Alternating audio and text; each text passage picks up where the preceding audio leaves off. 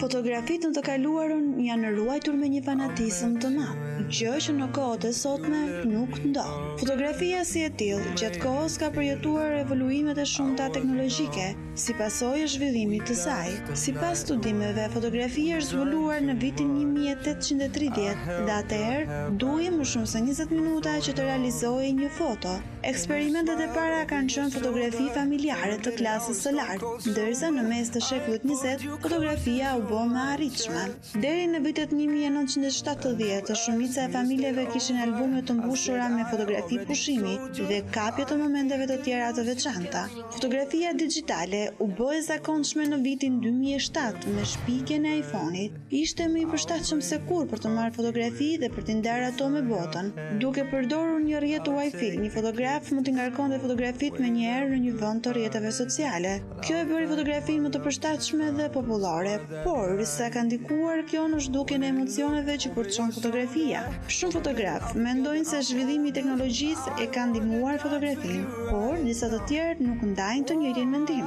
Nëse dikur fotografia kishte shumë vlerë dhe ruhej me një fanatizëm të madh në album, sot bëhet për një konsum të shpejtë, por edhe për biznes, pasi është element i kyç në botën e marketingut. Fotografitë e shkëlqyera mund të shpërndajnë një mesazh me shpejtësi dhe të tregojnë 1000 fjalë, duke mos thënë në fakt asnjë fjalë. Fotografët profesionistë të trajnuar janë të shumtë dhe me vite kanë eksperimentuar me mënyra të ndryshme ndriçimi, kënde për të kapur kushtu imazhin e duhur, momentin që përcjell mesazhin e dëshiruar. Nëse dikur duhej një kohë gjatë që të realizohej fotografia, sot mjafton një klik dhe brenda disa minutash mund ta ndash me të gjithë në mbar botën. Por ajo çka është e trisht është mungesa e albumeve fotografike. Sot gjithçka hidhet në rrjetet sociale apo kompjuter, duke zbehur nostalgjinë e kujtimeve që lëm pas.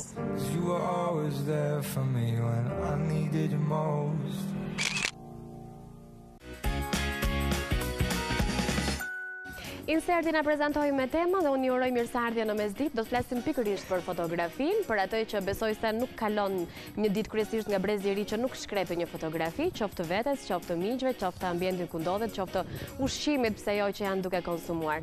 Do flasim për fotografinë ndër vite, për fotografinë e para viteve 90 dhe fotografinë e sotme, fotografitë e para për albumet familjare, për fotografitë deri diku standarde që besoj një brez i mirë i ka realizuar kryesisht në qendër të qytetit, aty ku qëndronin dhe fotografët me aparatet e tyre të varura në qafë dhe ku fotografia do të shkonte të tërhiqej disa ditë më pas, dhe tek fotografia e sotme që bëhen, fshihen, hidhen në kompjuter në pjesën më të mirë të rasteve, por edhe zhduken aty për aty. Ne e dim që nëse do të na ndodh diçka me telefonin, një ndër meranqet më të mëdha që do të humbasim janë pikërisht fotografitë. A ka sot albume? I ka rënë vlera fotografisë nëse realizohet pikërisht në këtë formë? Ka njerëz që janë të apasionuar pas fotografisë, që realizojnë foto të bukura, që e përdorin për të promovuar biznesin e tyre. Sigurisht që ka fotograf profesionist dhe një ndër ta ne e kemi në studio me një karrierë shumë të gjatë, kështu që unë me të po nis dhe prezantimin e panelit për sot duke nisur me zotin Roland Tasho. Ju falenderoj që jeni në studio. Faleminderit. Do të jap vetëm një koment të shkurtër mbi insertin që ne pam, i cili nisi me fotografi të vjetra dhe përfundoi me fotografinë e akullores. Ashtu është, inserti ishte i saktë, edhe unë do të thoja që me masivizimin dhe me gjithë se cili shumë kush mund të bëj fotografi, menduam se do të na binte, do të humbiste puna, rëndësia e fotografisë, por nuk ndodhi kështu. Gjithmonë fotografia e një profesionisti, fotografia e mirë, me gjithë ndërmarrjen e madhe, me gjithë rrjetet sociale që gjithkush mund të bëjë një fotografi, përsëri rëndësia e fotografisë jo vetëm që nuk ka humbur, por në këtë masivitet është shtuar dhe ne kemi përsëri punë. Ju keni përsëri punë. Domethënë diferenca e një fotografie të mirë dhe një dore profesioniste dallohet, pavarësisht është e dukshme, është e dukshme. Ne kuptoj. Domethënë ju jeni ndër ato fotografët optimist. Nuk jeni në pjesën e konsumit të fotografisë si mendoj një çik kështu si, aq më shumë kjo pjesa digjitale, sepse ne ishim mësuar prej shumë vitesh të ngacmonin fotografinë me dorë, negativin. Dhe thamë si... Ishtë proces shumë i bukur, kam përshtypjen. Është nga magjitë, prandaj edhe ka një lloj magje, sidomos do më errët, që i themi ne është e magjishme dhe fotografia origjinale, kur thuhet origjinale ose që shitet e që blihet mirë, për shembull, është ajo që e fotografon vetë, e lan filmin vetë, futesh në dhomën e errët, e printon vetë, edhe ja jep Sa e bukur është, Kjo është e vulos edhe vetë, edhe kjo është pastaj ajo që quhet magjia, ajo që mbetet edhe që nuk harrohet. Ndryshe nga fotografitë që ne bëjmë sot, kryesisht breziri. Ju prezantoj me Frida ta Filica, ajo është si përmarrëse, mirë se erdhe në studio. Përshëndetje Nila. Që e përdor fotografinë edhe për pasion, meqense je një ndër vajzat që të shijon fotografia, të paktën me aq sa unë kam parë edhe në rrjetet e tua. Faleminderit. Dhe jo vetëm kaq, por edhe meqense edhe inserti na e përmendi pak më parë, fotografia si promovim, si marketing, është thyer tashmë në qëllim në vetvete. Domethënë, unë fotografi nuk është shikoj vetëm të bërit një foto të thjesht, ose të fiksuarit të një çasti, ose të një imazhi të caktuar. Fotografia për mua është një këndvështrim në mënyrë se si ne perceptojmë jetën tonë. Nëpërmjet, për shembull, një person mund të përcaktojë një detaj, një tjetër e kështu me radhë. Nëpërmjet fotografisë ne mund të paraqesim dhe filozofinë e jetës tonë, filozofinë tonë të përditshme. Për shembull, ne kemi parë shumë foto të bukura që bëhen nga shumë persona të ndryshëm në të njëjtin vend, po secili ka atë filozofinë e veçantë. Dhe kjo është e bukur e artit të fotografisë, që si se konceptoj unë ose si se interpretoj unë një foto, nuk e interpreton personi tjetër. Dhe për mua fotografia është shumë e rëndësishme, pasi ajo është një perceptim i çastit të së shkuarës, dhe shpeshherë kur unë gërmoj në ato arkivat e mia të fotove të mëparshme, nuk e di kam ato ndjesitë e bukura dhe gjithmonë më perceptojnë çastin e momentit të bërjes së fotos. Është e tillë, fotografia lexohet shumë. Një ndër ato detajet që të kthehen në mënyrë të menjëhershme në vendin ku është realizuar, në personat që kanë qenë aty rrotull dhe në të gjithë emocionin e asaj dite, pavarësisht se mund t'i takoj shumë viteve më parë. Po, është, domethënë, unë fotografinë e kam pasion, edhe kjo ka ardhur duke u rritur her pas here, dhe e shikoj fotografinë domethënë si një arkiv të kronologjisë së ngjarjeve të mia gjatë gjithë jetës. E ruaj me fanatizëm. Domethënë janë natyra e njerëzve që i stampon fotot dhe i ruan nëpër albume apo mbeten nëpër hard disk. Në fakt, më përpara nuk i laja fotot, gjithmonë i ruaj në laptop. Pastaj ndodhi një fenomen pak i trisht, që i ka ndodhur të gjithëve nga një herë të paktën. Në një moment të caktuar tjetër më humbi laptopin, domethënë ma botën, edhe shumë foto që unë i kisha ruajtur për një 10 vjeçar mua më humbën, dhe që atëherë unë tash sa herë që bëj foto profesionale ose jo, unë gjithmonë i laj, domethënë, veçanërisht ato profesionale që janë shumë të vëra për mua, dhe janë shumë të bukura. Dhe kështu duhet bërë në fakt, sepse ndryshe nuk do të kemi më kujtime, se në fundit ai është një ndër qëllimet e fotografive, dhe jo vetëm, por dhe ruajtja e kujtimeve. Ju prezantoj me deputetën Esmeralda Shkjaut, falenderoj që janë në studio. Faleminderit të kem këtu. Si e ke marrë të njën me fotografin? Në fakt, fotografia shihet në këndvështrime të ndryshme, siç për shembull mund të jetë për biznese, mund të jetë për artist, mund të jetë për politikanët e përdorin shumë, her pas here ka fotografi të ditës në lidhje me fushatën, pra edhe politika shumë e rëndësishme. Pra, duke e përdorë fotografinë, dhe besoj se fotografia transmeton një moment i cili tregon edhe sigurisht dhe veprimtarinë tënde politike, duke përfshirë dhe aktivitetet e tua politike, dhe është një gjë shumë e mirë sepse të ndihmon që ti jesh sa më transparent me elektoratin tënd, me publikun, në mënyrë të tillë që dhe ata të updatohen dhe të dinë se çfarë po bën deputeti i zonës.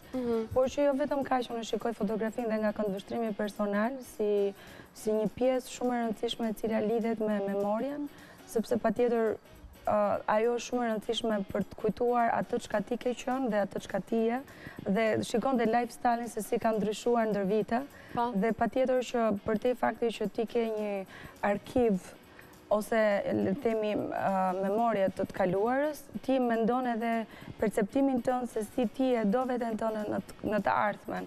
Kështu që edhe ato filtrat, edhe ato gjërat, përmirësimet që bën në Instagram apo në Facebook apo kudo, apo thjesht edhe mënyrën se si njerëzit e shohin, pa çka se paragjykohen disa, është edhe kjo një lloj dëshire për të qenë ose për të dukur më bukur fotografi, por ta projektuar veten tënde akoma më mirë. Domethënë është një lloj iluzioni që ne ja ushqejmë vetes nëpërmjet fotografisë. Nuk është vetëm iluzion, besoj se është edhe qëllim. Është qëllim. Është edhe qëllim që unë shikoj veten time në këtë lloj mënyre dhe pse jo mos të jem. Pra fotografia është tashmë është globale, me qindra milion banor të këtij universi, të këtij planeti e përdorin, dhe është pjesë e jetës tonë. Dhe them që është edhe një lloj sfide që i bëhen fotografëve profesional që ata të avancojnë akoma më shumë, duke kapur momente më të bukura në këndvështrime shumë më të, le të themi, sofistikuara, që të dallojë një fotografi profesionale nga jo profesionale. Mandalet nga e tha pak më parë, fotografia sigurisht që shumë shpesh përdoret si dokument i rëndësishëm, përdoret për të kthyer sheku i pas në kohë, për të zbuluar histori, për të lexuar pse jo vlerat dhe kulturën e një vendi, populli e kështu me radhë. Ndaj ndoshta koleksionistët e shfaqin akoma edhe më shumë këtë pjesë të rëndësishme, ndaj ne kemi një të tillë në studio. Unë dua t'ju prezantoj me zotin Shpëtim Sala, i cili është presidenti i Qendrës Mbarkombëtare të Koleksionistëve Shqiptar, studiues dhe koleksionist gjithashtu. Ju uroj mirëseardhje në studio. Faleminderit. Dhe si t'ju kem këtu. Dhe besoj se një ndër magjitë e tjera që fotografia ka, është pikërisht fotografia e kapur apo shkrepur apo memorizuar në ato vite ku asnjëri prej nesh nuk jetonte më. Domethënë, kurioziteti besoj se është akoma më i madh për të kuptuar qoftë detaje të vogla, të tipit veshja apo mënyra e jetesës vite më parë kështu me radhë. Duke u mbështetur ke fjalë juaj, unë do të thoja që ka disa klasifikime të një fotografie. Dhe ka disa vlera në një fotografi të vjetër. Një nga ato është edhe vlera etnografike, përveç se ajo mund të jetë një fotografi familjare, ku kanë dalë njerëz tanë, para 50 vjetësh apo 100 vjetësh të familjes tonë. Ata kanë dhe një veshje popullore, ose kanë një ambient urban ku kanë dalë, janë në një moment të caktuar, një eveniment caktuar familjar, pra ne shohim fotografin në disa këndvështrime. Ajo fotografi gjithashtu ka një autor, dhe shumë e vlefshme kur ka autorin, kur ka datën, kur është shkrepur, kur është realizuar si fotografi, kur është ka realizuar e tjera. Se ndoshta shpesh ka qelluar që tjetër kush ka qenë autori i fotografisë dhe tjetër kush është stampusi. Pra mund të jetë stampuar në një studio fotografike. Edhe për fat të mirë, ne shqiptarët kemi qenë dashamirës ndaj këtij arti. Edhe është një art shumë i zhvilluar, shumë kompleks. Shqiptarët kanë ndjekur zhvillimet më të fundit teknologjike për sa i përket realizimit të fotografisë. Flas në vite, nuk flas vetëm për sot. Fotografët profesionistë kanë blerë aparate profesioniste, kanë blerë studio në Amerikë, në Itali, apo tjera, merrnin materiale fotografike, të cilat janë sot akoma në vende ndryshme evropiane. Kështu që pra është një temë tepër e zgjeruar, e cila shumë interesante, e ka një histori shumë të bukur, për cilën besoj që herë tjetër do zgjerojmë akoma edhe më shumë, vetëm për. Ndërkohë që ju na keni sjellë diçka me vete. Unë të doja të çfarë mund të Unë doja të thoja që ne veprojmë në kuadër të një qendre që quhet Qendra Mbarkombëtare e Koleksionistëve Shqiptar. Po. Dhe kemi realizuar mbi 35 ekspozita, ndërto edhe për shkollat shqipe, për flamurin, që janë shoqëruar dhe me fotografia, po dhe tematika tjera, klubet patriotike, që janë shumë të rëndësishme. Pra fotografia, siç thatë dhe ju, është një dokument. Shoqëron një dokument, një libër të shkruar, një libër familjar, një libër historik, etj. Është shpesh qëllon që të jetë e pazëvendësueshme. Është një dokument i pazëvendësueshëm. Dhe për këtë arsye ne kemi vlerësuar, ne kemi sjellë këtu. Për ne janë shumë të ndjeshme këto fotot që lidhen me shkollat e ershme shqipe, që nga shkolla e parë që është e Korçës, edhe shkolla tjera që janë dhe në rrethet sot të zhvilluara, për shembull si Kuksi, përveç Korçës, jo më Shkodra që është tepër e zhvilluar për sa i përket arsimit, fotografisë e tjera. Ne kemi disa fotografi këtu, edhe cilat kjo është një fotografi, për ne ka rëndësi edhe autori i realizimit të saj fotografie, që është Vani Burda. Është një fotografi e Korçës, të gjithë nxënësit janë me uniforma, të veshur për smiri, pra, ashtu si duhet të vishet një nxënës. Këtë periudhë i përket kjo foto? E realizuar nga Vani Burda. Është një fotograf për ta. Koha, periudha në cilën është realizuar, kujt viti përket? Është në vitet 20. Vitet 20. Po. Është një fotografi e shkollës mashkullore në Korçë, por Po thoja që arsimi mesëm ka qenë pak i zhvilluar me që futëm këtë temë arsimit. Në Shqipëri mund të ishin rreth 10 shkollat mesme në rrethet kryesore. Shkodra mund të ketë pas 2-3 shkollat mesme. Korça po ashtu, ka pas Gjirokastra një gjimnaz. Tirana më vonë ka pas një gjimnaz e tjerë. Këto janë një fëmijë parashkollore, mund t'i quajmë. Pra kopshtet të asaj kohe. Po. Kjo është fotografia e shkollës parë shqipe në Korçë. Edhe që mos ju vonoj është një shkollë tjetër prapë e Korçës. Ka rastisur që kemi marrë të Korçës, por unë po ashtu duam edhe shkollat e tjera që janë në Shkodër. Kemi të Ilirikumit, të gjimnazit shtetit që shkuhen në Shkodër e tjera. Jo se nuk... Për shkollat e mesme ne kemi fotografi, dëftesat e tyre, librat me cilët mësonin nxënësit. Një nga ekspozitat... Një arkive e plot. Një nga ekspozitat e fundit kanë qenë në shkollat amerikane nga viti 1891 dhe në vitin 1930. Shkollat amerikane të janë fotografi? 5 shkolla amerikane në Shqipëri. Gjitha janë foto originale, apo jo? Të gjitha originale. Dëftesat e tyre, librat me cilët mësonin nxënësit e tjera. Pra, e kam fjalën që fotografia është në shërbim që ne koleksionojmë, në shërbim të dokumentimit, të historisë arsimit, të historisë të klubeve patriotike e tjera, të shkuarës, të kulturës shqiptare në të kaluarën. Dhe fotografia më e re në kohë? Ose ekspozita? Më të eshme në shkojmë deri në vitin 1924 ose deri në 39, zakonisht. Edhe nuk na intereson shumë, të tjerë le të punojmë për vitet, jo se nuk është shumë interesante. Se ndoshta 50 vite më vonë do të duhet të... është shumë interesante dhe historie e fotografisë në bazë vitit 24. Unë pak e kam prekur, është njaftë interesante. Fotografët e hershëm, pra që e kalun këtë prag, vitin 24, hasën vështirësi qoftë përsa i përket paraqitjes së tematikës, ishin detyruar të paraqisin aksionet e rinisë e tjera me radhë, ndërtimi socialist në thonjza, edhe fotografia ka ngjashmëri shumë edhe me pikturët, si artë figurativ, vizual e tjera. Edhe të dy këto arte ranë një ngërsh të jashtëzakonshëm se u detyruan të paraqisin atë real socin. Por, po themi diçka të vogël, që ata nuk ishin edhe fotografët e thjesht, po i quajtë të thjesht.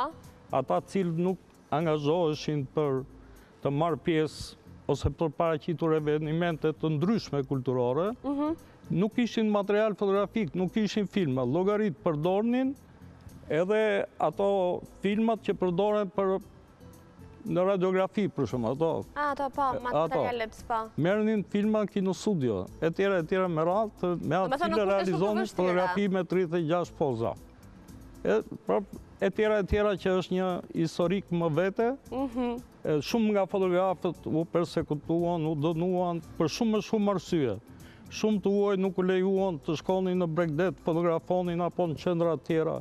Ka historit shumëta që një fotograf nga Austria ka edhur alturizmin gjyq, përse i kishin marrë aparatin fotografik që a i kishin fotografuar në i vend ndaluar. Dhe a i japte gjyq nga Austria pra kundra alturizmit pikërisht për këtë ngjarje. E tjera ngjarje pa fund. Që lidhë me këtë. Që është shumë e rëndësishme, nuk është thjesht një letër e stampuar. Po s'është thjesht që flitet për fotografi, flitet për dokumenta asaj periude, për shumë, që është shumë interesante. Megjithatë unë thash që shkojmë deri në 44. E kuptoj. Prita, i ke mbritur këto aparatët me film që dikur ishin në për shtëpi, apo? Dikur kam qenë e vogël shumë, se ne kam kaluar shumë vite. Kush është fotografia më e hershme që ti ke? Ose në familjen tënde, ka një album të vjetër fotografi? Po, në familjen time, përse përket trungut familjar, deri ku shkon, deri në cilin brez janë fotografi? Deri të fotografia e stërgjyshërve nga ana e babit, ka qenë mos gaboj në vitin 1930 si fotografia shumë e hershme. Edhe përshme ato foto standarde që dilte qifti bashkë me fëmijët, ato foto familjare. Kjo është fotografia më e hershme që unë nga pjesa familjare, kurse unë jam e ditëlinjës 88 dhe...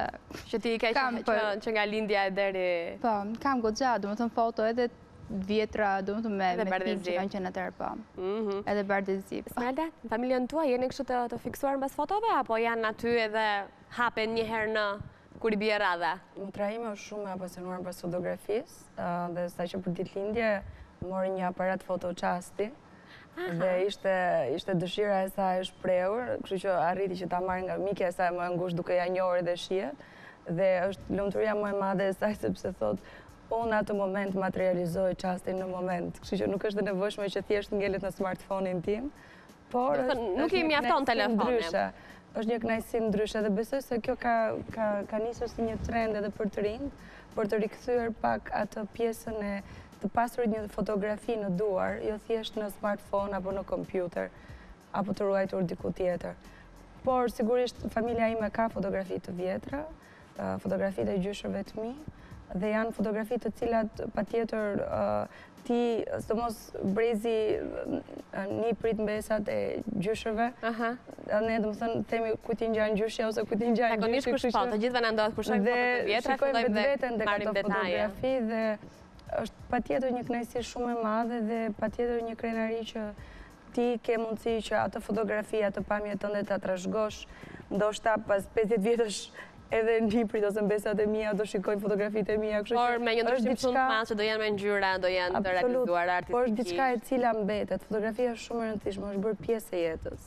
Kështu që është një gjë të cilën e ke, le të themi, trashëgimit tënden për ta trashëguar dhe tek të tjerët. Që është shumë e rëndësishme. Nëse kthehemi në vitin e parë të karrierës tuaj, kujtohen fotografitë e para, kujtohen shkrepet e para, kujtohen emocionet e para, pse jo? Që ruhen, apo? Kisha në lidhje me fotografin, kështu si rastisht, por viti i parë është 1982. Edhe e mbaj mend dhe në atë periudhë fillova në një studio fotografike ku bënim pasaportat dhe e pash që më rrinte mirë që në atë periudhë sepse kisha kujtesë, ishte edhe një vit kur bëheshin pasaportat me shumicë. Dyqani ka qenë diku ke Pazari i Ri.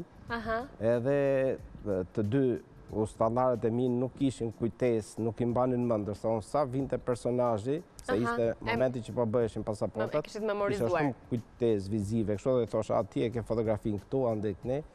Edhe kështu që jam shumë dakord, edhe me koleksionistën, se edhe unë kam koleksionoj një qikë fotografi, por edhe me zonjët, deputetën po e vopë, edhe me zonjushën, që e ka kaluar fazën e amatorizmit, sepse kur fillon e spjegon, edhe kur fillon e komenton fotografin, është tregues, do me thënë. Është tregues shumë pozitiv në fjallë, dhe kështu që është aq e gjërë sa edhe pas 35 vjetëve punë, për shumë unë përsëri, kam që të mësoj, është aq e gjërë sa panjohurat të rriten. Po, përse teknologjia vrapon aq shpejt sa që të jep gjithmonë diçka të re në dorë. Nuk kam qenë erë partizan edhe, biles i fundit që futa dhe pjesën e digitalit, sepse nuk e konceptoja do të pa e prekur negativin si mund të ishte fotografia.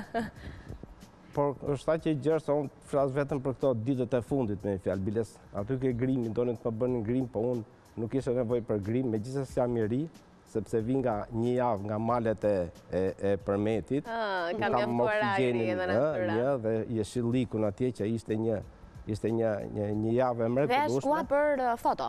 Po, vetëm për foto. Unë të gjithë ditën, të gjithë jetën profesionale kam vetëm me fotografin. Dhe kështu që brodha në për këto kishat e në për këto malet, në vëndet e mrekullueshme, dhe më vinte keq pastaj për ju, për veten që jetoja në qytet, dhe ishte një mrekulli. Në fakt, vetëm kur ja ty kupton se çfarë humbim nga dita dhe nga jeta jonë. Aparati juaj i parë? Po, aparatet tona. I dhuruar, i bler?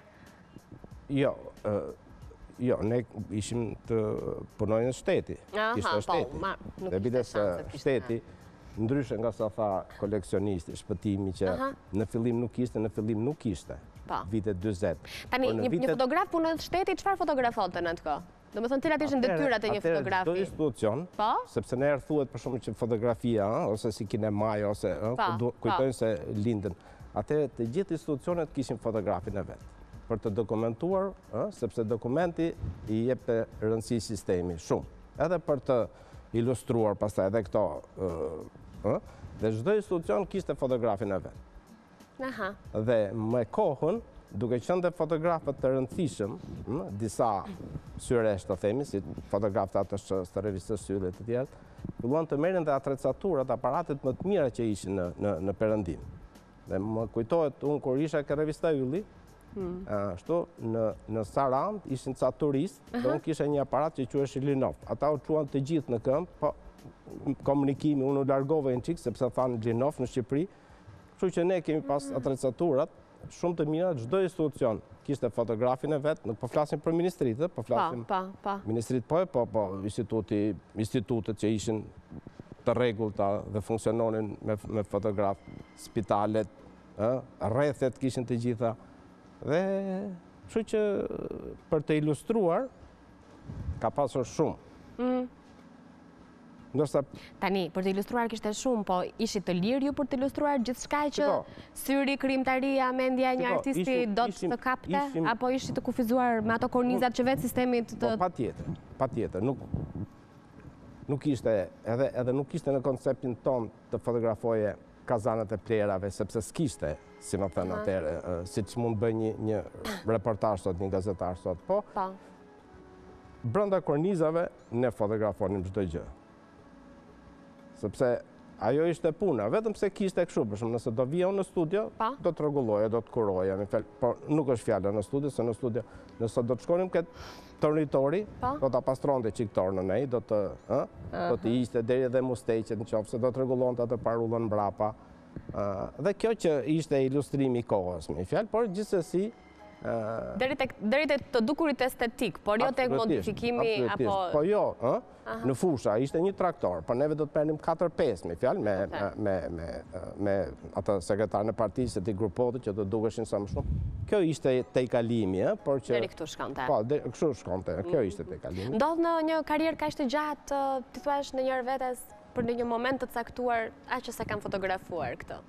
Po, ka momente të tilla. Më kujtohet një moment, për shkakun që ishte në revistën Yllit 89-90, nuk e di kur, ra një avion në llogara, pati disa të vdekur, ose autobus, nuk kujtohet mirë, dhe ishte një moment që ishin ato plakat e vunojt, ajo më kujtohet me fjalë, të veshura me të zeza, ato kanë dhe një lloj kështu qerrjesh, paka shumë, dhe si për tyre rrinte një re e zezë, koha ishte shumë dramatike, por njëkohësisht më vinte edhe aq keq për atë që kishte ndodhur, sa nuk të bëhesh edhe të ngrije dorën me fjalë, edhe ka kështu momente, por që më vonë kur e mendon, je një rin, dhe pastaj kalon mësimet e ndjenjave për te profesionistit. Ka raste të tilla me fjalë që ose në herë që edhe s'arrin ta marrësh aparatin, po mua gjithmonë më është bërë ves. Pse ndodh për një fotograf, e pra, se pjesa më e madhe ka. Jo, po kur je në shtyp ose kur je gazetë fotoreportere, merr.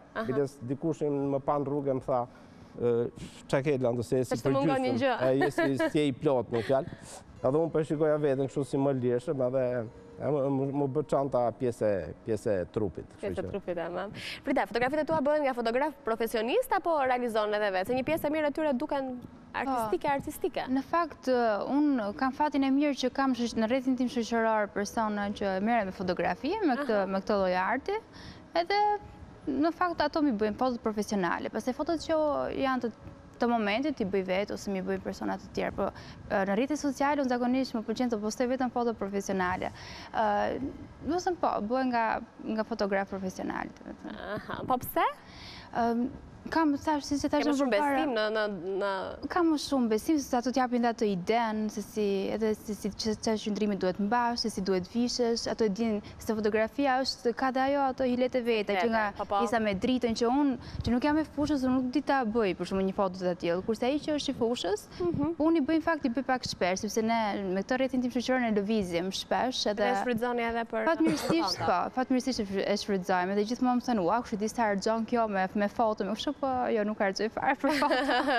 Thjesht jam e ndije me fatë. Ne kemi disa foto që kur ti kemi gati ndoshta do t'i marrim, janë pikërisht foto të postuara nga ty vetë, kështu që nuk kemi gërmuar më shumë se duhet. Je qenë për këtë gjë. Do kthehemi pak më vonë për të kuptuar kush është modeli apo modelja ideale në foto, se për shembull Frida nuk s'është modele vet, ama nëse do shohim fotot e saj ka vërtet goxha gjendje që transmeton. Esi, në atë që pothuajse çdo ditë mbyllet me një foto sa një fjalë apo fotoja e ditës, që kryesisht janë politikanët ata që janë në qendër të vëmendjes. Kjo gjë e mban i krijon vështirësi një politikane, një deputete, her pas here edhe fotot tuaja i shohim të qarkullojnë nga paparacët, po i quaj kështu, po duke qenë se të gjithë kemi telefon në dorë, të gjithë jemi gati për të kapur momente, kryesisht të personazheve të njohur publik. Për mua s'po bën asnjë problem. S'ke patur ndonjë moment vështirë, ndonjë fotoje? Patjetër ka pasur foto të cilat janë shumë personale dhe që ndonjëherë ti je duke, le të themi, je në një aktivitet politik, aty je patjetër që ti je përgatitur që do të kesh foto të cilat janë të shkrehura nga individ të ndryshëm. Po edhe pse jo edhe nga gazetarë të ndryshëm, është detyra e tyre, është puna e tyre, kështu që nuk kam asnjë drejtë ta komentoj.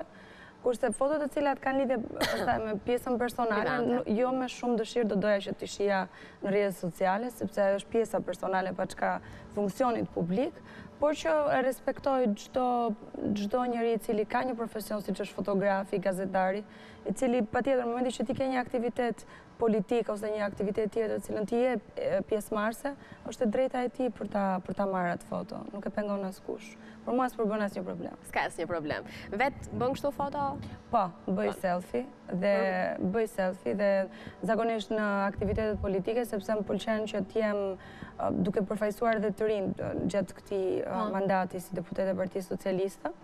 Unë vi nga Forumi Rinor Eurosocialist dhe patjetër që doja, domethënë gjatë gjithë këtyre 4 viteve kam dashur që të jem pranë të rinjve dhe ta shoh veten time mes tyre pas një ndryshim përtej statusit dhe për mua s'ka pasur ndonjë rëndësi shumë të madhe statusi, po ka pasur rëndësi aktiviteti im dhe prurja ime e disa aktiviteteve dhe gjërave të reja të cilat sigurisht përmirësojnë përditshmërinë e qytetarëve dhe përditshmërinë e njerëzve të cilëve unë përfaqësoj. Kjo është pjesa ime më e rëndësishme. Kjo është misioni, besoj, më i rëndësishëm i një deputeti. Patjetër.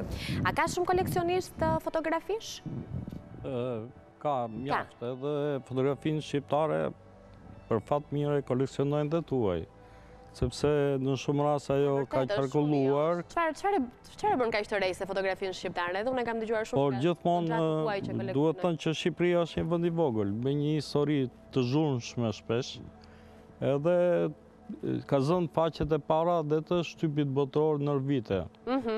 Po të paktën ne kemi shumë koleksionistët që kanë revista të ilustruara, po që datojnë edhe para vitit 1900, që janë me fotografi, me tematikë shqiptare, luftrat e shqiptarëve, kundër turqëve, etj. Edhe në vitet tjera Nacional Geografik, po të them në 12 edhe në vitin 31, ka me 10 foto, ajo e 31 revista, që botojnë në Londër dhe New York, me 10 mund të them 32 faqe janë fotografi me ngjyra nga Kruja, po qytete Shkodra, qytetet tjera Shqipërisë. Pra gjithmonë ka tërhequr vëmendjen e tuajve si ngjarje, si zhvillim, si një vend i vogël, si një vend i veçantë, me etnokulturë të veçantë etj. Histori, luftra për liri etj.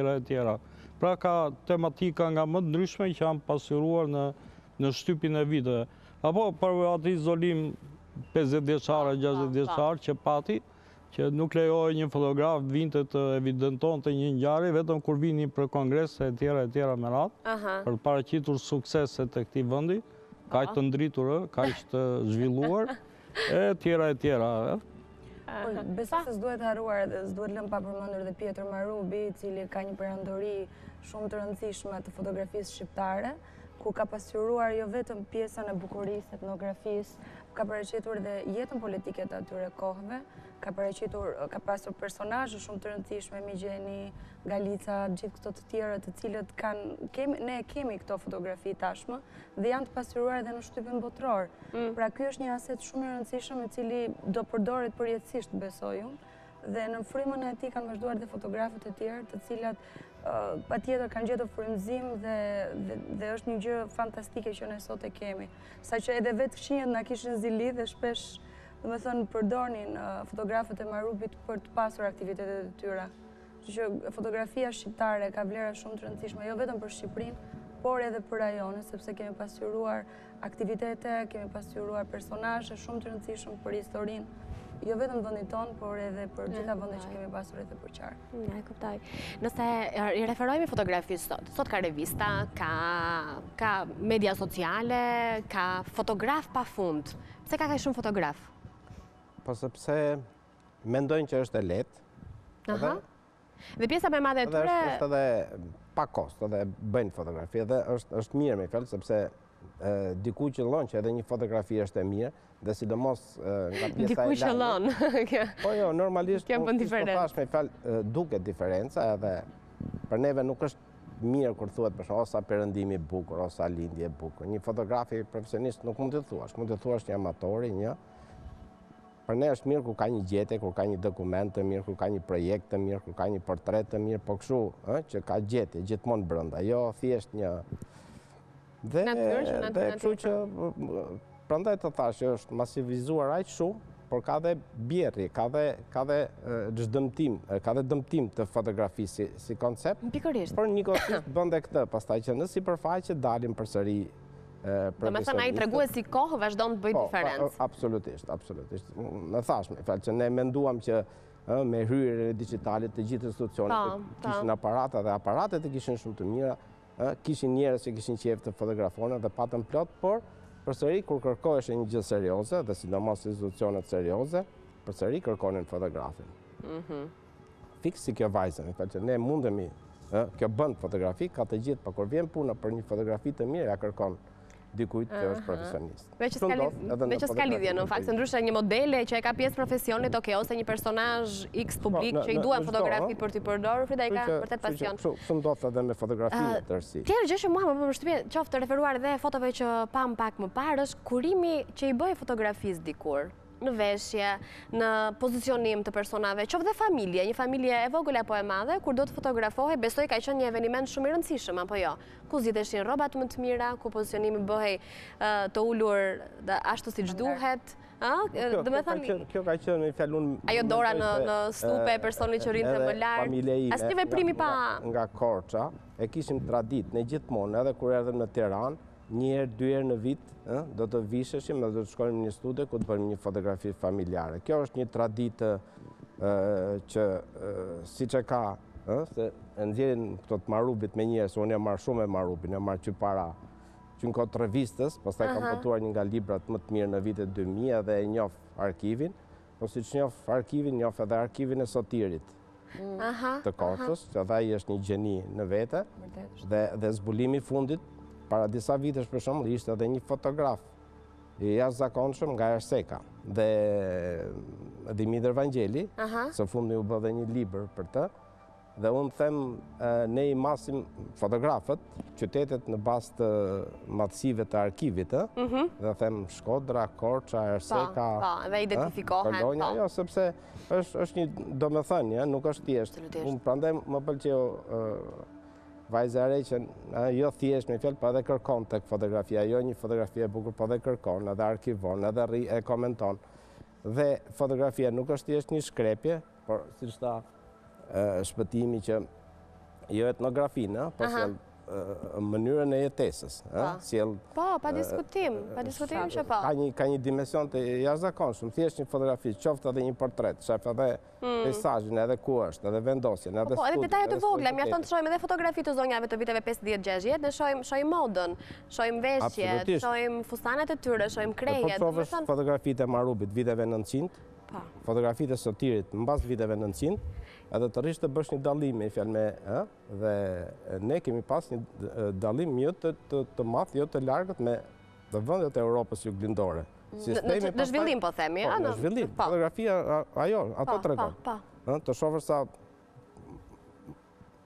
gratë të xhallarëve të mi, të themën të Korçës të 1920-s, mund t'i krahasosh shumë mirë të thuash janë në Vjenë, në Paris, me të kuruara, me fustane, me kështu. Vërtet shumë interesante janë. Dhe kjo është një fjalë që pastaj sistemi transformoi gjërat edhe u shuajtën shumë familje në Z, që kishte ke Marubin në Z, kishte një cikël atje në Z, unë thosh çfarë është në Z? Në Z thoshte ai, njerëzit në Z të Shkodrës. Kështu që për të gjitha këto është shumë e rëndësishme. Sot a ndodh më të mblidhet familja të bëj foto? Të mblidhet me qëllimin për të bërë foto, përveç festave që jemi aty dhe hajde bëjmë foto. Të mblidhemi nuk ndodh. Nuk ndodh. Të vishen të gjithë bashkë, të ngjejnë vendin në dur. Por është kjo që tamam në një event, për shembull, mundet të bëj në një datë. Fotot e dasmave. Ndërsa kështu si ç'ishte atëherë që të shkosh, të bësh fotografi, sepse nuk ishte privilegji i celularit, nuk ishin aparate në shtëpi njerëzit, ishte shumë e rrallë, o do merr një fotograf, ose do të shkonin të dilin në studio, por kjo nuk ndodh. Kjo më bëri vakise, ne vizion është shumë i madh, tashot jemi gjysma të shkëputur me kufit në Greqi, dhe kur bëm një libër për familjen, ne vim nga Suli, kështu si origjinë, dhe ne nga Shqipëria kishim foto familjare, kurse pjesa e tashave nga Greqia nuk kishin foto familjare. Edhe thanë, si ka mundësi, thanë, ju kemi, sepse ne vazhduam traditën, kapitalizmi andej fotodasma s'kishte kështu, nuk s'kishin kohë, ndërsa ne vazhduam të traditën e të dalit, edhe shikon, pam edhe këto diferencat. Që duhej. Këptaj po, Esmeralda. Por falë Zotit kemi dhe fotograf shumë të mirë të rinj tashmë, të cilët jo vetëm pasurinë bukurinë e femrës shqiptare, aktivitetet politike, biznesin, por dhe bukurinë e vendeve tona. Për shembull Alket Islami, i cili bën ato fotografitë shumë të bukura, do më thënë jashtëzakonshme, të cilat janë një atraksion shumë i madh për turistët e huaj dhe që përdoren shpesh për website dhe është shumë gjë e mirë dhe besoj se është një kontribut shumë i mirë për vendin, apo Fation Plaku, apo fotograf të rinj si është Renuar Locaj, shumë fotograf të tjerë të cilët janë të përfshirë në aktivitete shumë të rëndësishme të modës. Kështu që besoj se jemi në rrugën e dur edhe duke përçuar këtë trashëgimi të pasurit, fotografinë shumë të rëndësishme komplet për gjithë shqiptarët dhe për Shqipërinë. Kështu që është një gjë shumë e mirë. Absolutisht që po. Do të shpëtim, ju si e keni marrë një vetë me fotografinë? Në fakt unë e njoh historinë e fotografisë, mendoj që e njoh. Nuk jam fotograf profesionist, kam disa aparate. Një nga më të mirë të Shlajka, dikur kanë qenë Nikoni, Canoni, që janë edhe sot marka të mira aparatës, por sa duke të thjeshtu kur i prek në pamje të parë, janë shumë të vështirë në përdorim, në realizimin e një fotografie të arrirë. Unë nuk jam profesionist i fotografisë. Kam dëshirë të nxjerr në fotografi momente veçanta që shpesh të tipit çfarë? Kush ka qenë fotografia e fundit që ju keni realizuar? Si momenti veçantë? Tani, po them ka pjesë të jetës që kam qenë 12 për shembull në Vlorë, në festën e pavarësisë, në 2012 flas. Dhe aty kam realizuar disa fotografi të personaliteteve që kanë ardhur. Mos më intereson të majt apo të djatë, po që kanë ardhur dhe kanë, domethënë, festuar aty, apo delegacione që kanë ardhur nga Struga, ata me karrocë e tjera. Më pëlqejnë më tepër momentet që lidhen me historinë e këtij vendi, kryesisht, po më pëlqejnë edhe këto kur shoh një fotografi familjare edhe në Facebook kryesisht, se raportet tani ne i hedhim materialet edhe në Facebook dhe për ditë hedhim 2-3 fotografi që lidhen me ngjarje të caktuara historike të Shqipërisë në datën sot çka ka ndodhur për shemb. Dhe ne hedhim edhe fotografinë të shoqëruar, se njerëzit sot sa vjen edhe lexojnë dhe më pak edhe kërkojnë imazhin, jo se është lexuesi më i shpejt. Mjafton të thosh një foto dhe ti e lexon. Shoqëruar për një personalitet, për një ngjarje të kaluar. Ndaj dhe janë këto fotolajm në po pikërisht, edhe çfarë ndodh sot në Shqipëri, diçka, një event e tjera me radhë, për të qenë pa u futur në politikë, po që të jemi sa më të ndjeshëm. Sepse zhvillimi global të çon diku drejt mungesës së ndjeshmërisë, të ndjenjave, e kupton, tek njerëzit. Njerëzit bëhen më mekanik. Po, janë si përfaqësor, fasad, janë mundohen shkojnë sa më shpejt në punë, fëmijët ja mbajnë të tjerët, e kupton, dhe kalojnë në një jetë të stresuar, po e quaj. Dhe pikërisht kjo fotografi, realizimi një fotografie, si kur të heqë stresin, koleksioni tyre, e qoftë dhe një fotografi familjare, pra pa një grup fotografish, kthehesh në të kaluarën, shikon si kanë jetuar ata. Praktikisht kanë qenë më të qetë, pavarësisht nga vështirësitë që kanë pasur. Pse më të qetë? Ku kuptohet qetësia e tyre? Jeta nuk ka pasur këtë ritëm që ka sot, në radhë parë. Unë jam detyruar të bëj 10-15 punë, e kupton? Që nga njerë nuk jam edhe i profesionisti tyre. Po duhet përshtatës. Jam i detyruar, shkoj të ri 2 orë, 3 orë për të marrë një certifikat, pa e zëm kotën, ja? E kuptoj. Të shkoj diku ka një drek apo tjetër, pa e quj punë dhe këtë, shkoj në bibliotekë të marrë një libër, e tjera, në arkiv shtetit, apo çdo lloj pune familjare pësaj, që duhet ta bëjmë. Pra, sot është jeta shumë e ngarkuar, po flasim, pavarësisht nga angazhimet profesionale. Dikur ka qenë më e shpenguar në kuptimin, domethënë vinte kënaqësia duke lexuar një libër, duke realizuar një fotografi, sepse jo vetëm profesionistët realizonin fotografi. Kishte edhe fotograf, po e quaj amator, kishte fotograf shotitës, kishte fotograf që familjar, po e quaj prap. Jo vetëm amator, amator ishte edhe një që shkonte edhe në familje tjera, që e thrisin diku. Shkodra ka pas me 10 fotograf, të mrekullueshëm. Po e marrin përveç Morubit, ishte Shampici, ishte Jakova, e tjera, Boshta, pa fund janë. Po ashtu Korça, po ashtu çdo rreth kishte fotografin e vet. Pa fund kanë qenë. Unë kam një material që studioj për shembull këta fotografët deri në 44 dhe kam evidentuar 1000 emra fotografësh. Shif sa shumë janë. Për një popullsi 1 milion banor. Sa aq ka qenë Shqipëria në 39-ën? Po sot sa mund të jenë? Sot s'kemi statistika. Jo, sot janë shumë, se cili ka një aparat celular në dorë që ka rrezike, ka atë me megapix, njërë edhe 20 ka nga ata celular që e kanë. Po edhe fotot e qyteteve të vjetra, për shembull, fotot e vjetra të qyteteve janë shumë të bukura. Për shembull, Durrësi ka një mori fotografish dhe është një sensacion shumë i veçantë, për shembull, kur shikon Durrësin në vitin 1930, apo vitin 1939, ku kulmojnë datat historike të Shqipërisë dhe të qytetit tënë, dhe është një kënaqësi shumë fantastike. Po që shikon dhe në bashkinë e Durrësit, për shembull, në momentin që të hyn në bashki shikon të gjithë pjesën e etapës së qytetit tënd në muret e bashkisë, është një ide fantastike geniale, po ka dhe shumë të rinj të cilët nga qyteti Durrësit që kanë faqe Facebooku dhe këto fotografi të vjetra i pasqyrojnë dhe besoj se shtojnë akoma më shumë, le të themi, dashurim për qytetin tënd dhe se si do ti ta shikosh akoma më mirë. Do me thënë, në mënyrë të pavetëdijshme, fotografia na kthen në të shkuarën. Po sepse dhe pëlqejët dhe bën dhe krahasimin me fjalë. Zoja nuk ka shikon për shembull edhe siç janë shkatërruar një nga një qytetet, nga ndërtimet me fjalë kudo, edhe po të rrish të bësh një krahasim për shembull, e humbëm këtë shanse. Në 90-ën kishim shanset më të mirë për të mirëmbajtur qytetet, por pak babëzia, pak mosdia, baraz edhe me pak ignorancë me fjalë, filluan të rrisin me fjalë edhe i bën këto qytetet. Edhe prandaj kanë nevojë njerëzit ta shikojnë. Bile se është e pabesueshme. Unë që merrem dhe me fotografinë e vjetër, dhe kam ca fotografi të vjetra të Tiranës.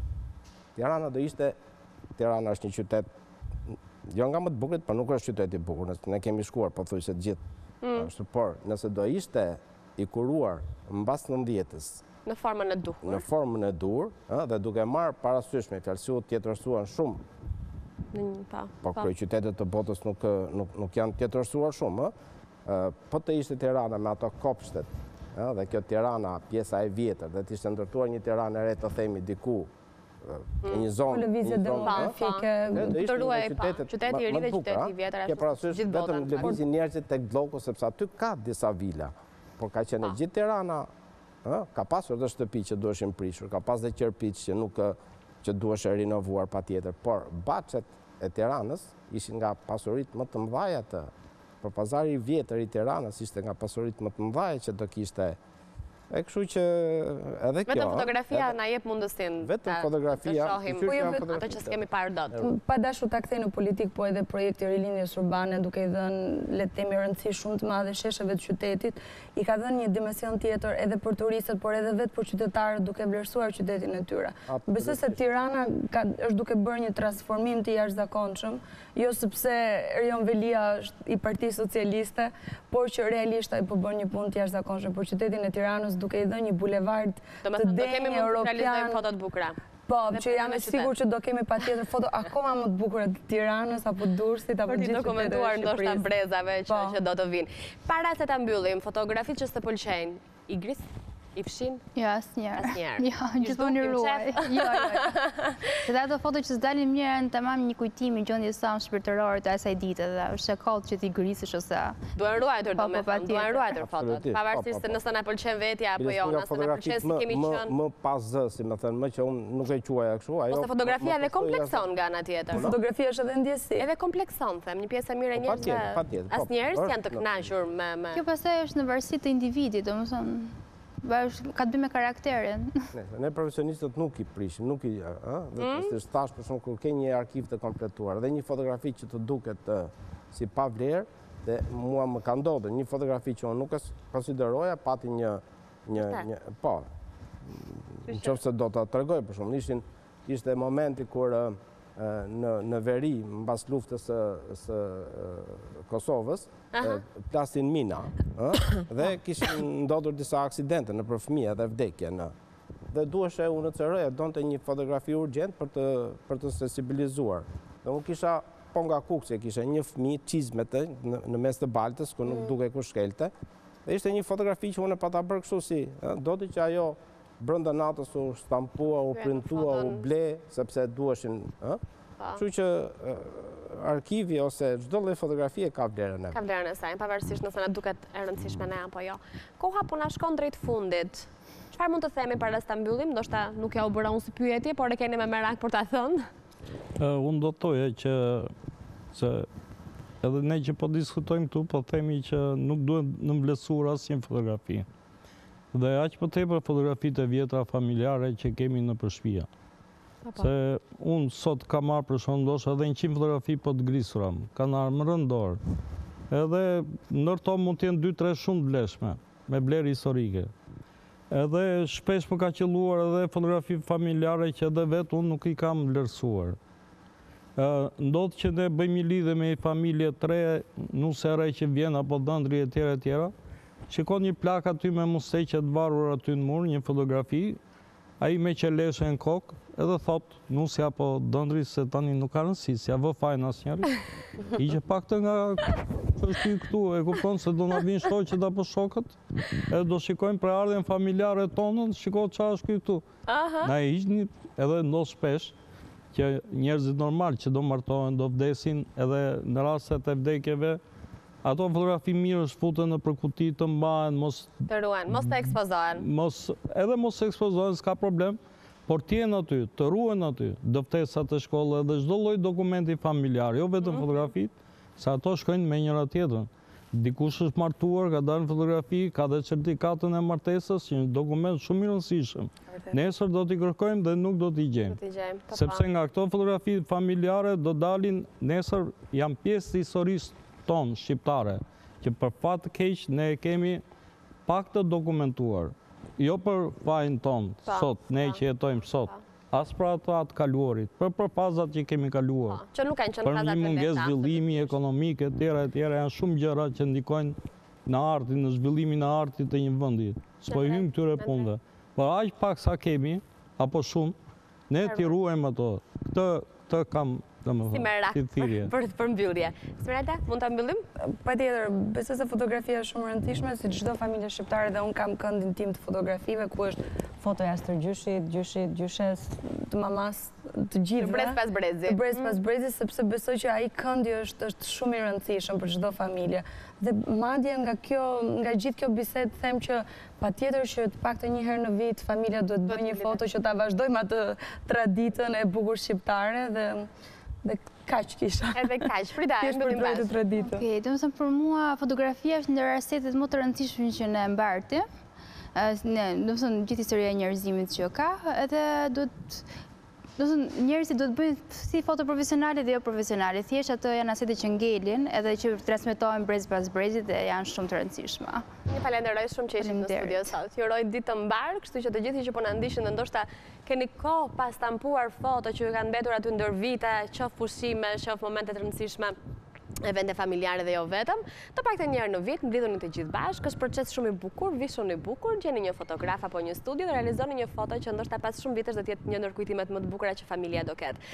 Shkojmë në publicitet, kthehemi për pjesët në vazhdim të Mesditë.